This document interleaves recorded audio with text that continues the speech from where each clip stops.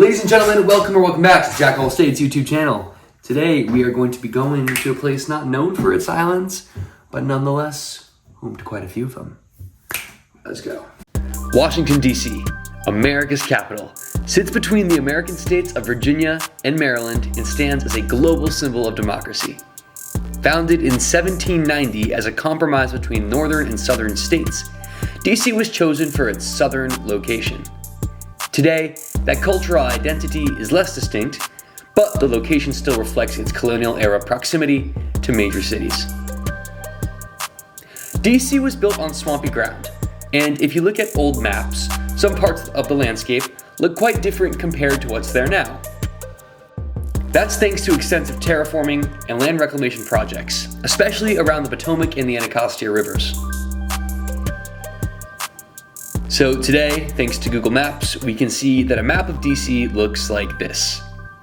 Modern DC may be landlocked by definition, but because of these two rivers right here, the larger Potomac to the left and to the south, and the smaller tributary, the Anacostia, which is right here to the north and to the east, the city is still home to several islands, believe it or not. So to anybody familiar with the area, the first island that they probably think of that's in DC is Theodore Roosevelt Island, also called Teddy Roosevelt Island, or TDR. This island, which was dedicated a national memorial in 1967, is a popular leisurely spot for people living in the DC metro area. This island features wooded trails, deer, ducks, turtles, yes, I've seen them all, and a giant statue of Teddy Roosevelt right in the center. And believe it or not, there's actually another island, called Little Island, just south of Teddy Roosevelt Island.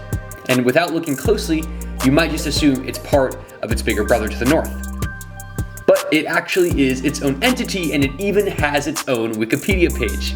But for all intents and purposes, it serves the same purpose as Teddy Roosevelt Island.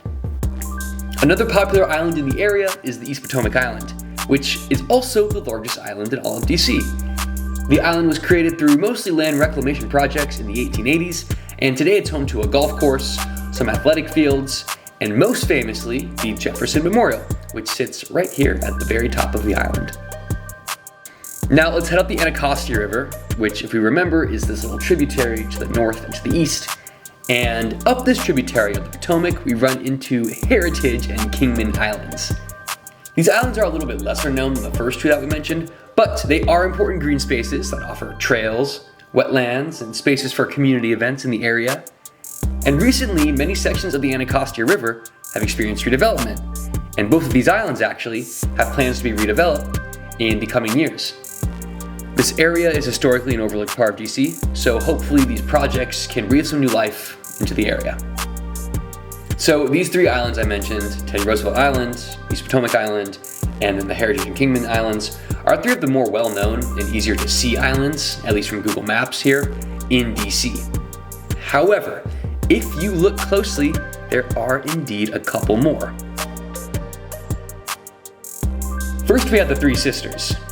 Now, these small rocky islands are actually technically three separate islands in the Potomac River in the northwestern part of DC. They sit at the deepest point in the Potomac River, as much as 80 feet deep, and these islands have served as navigation markers since colonial times. According to legend, they're named after three Native American sisters who drowned there.